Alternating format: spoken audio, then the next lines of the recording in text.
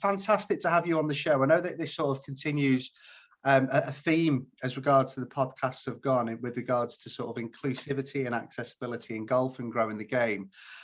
But for those that don't know who you are, if you could give us an introduction, your background, your journey into golf, and then hopefully the conversation can develop from there.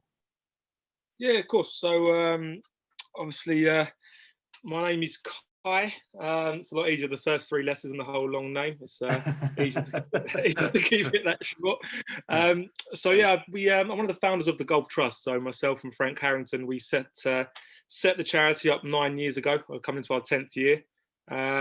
Primarily, its goal was to get into the community and engage disabled participants and create a pathway. And since we started 9 years ago, that's flourished into something that we never thought would be as big and moving as quick as it has, not just in the UK, but internationally as well.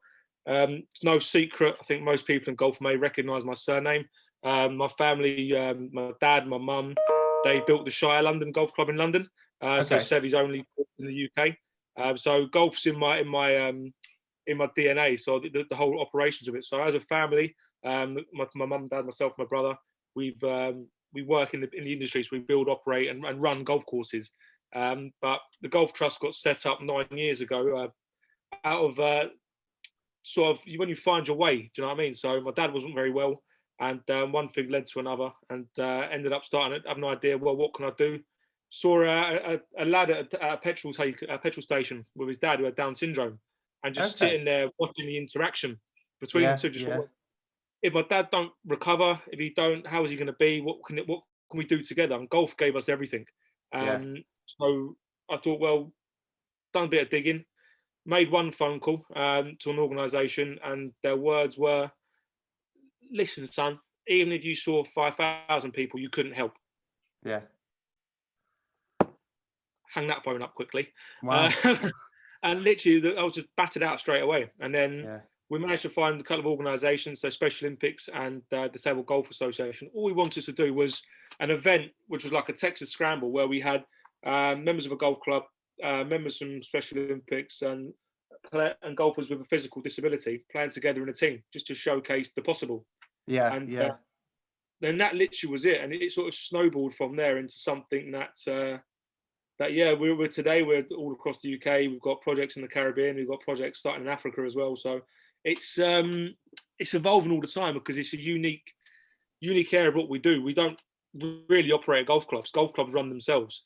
The key is those people who never get the opportunity to play golf, see golf, access golf, and understand the benefits that we know golf can bring.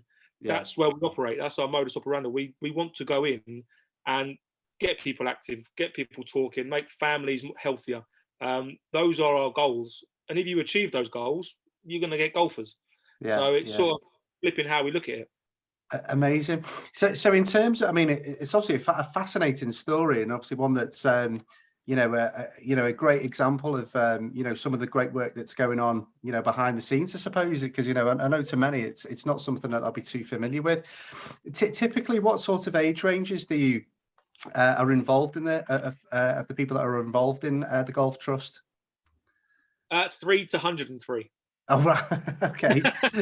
So we start as young as 3 years of age. So we've got participants with very early diagnosis of ASD and autism. Come through our doors, just simple sort of things as rolling, throwing, catching, just little functional movements that we start operating with the families and just give them some ideas rather than just specific golf.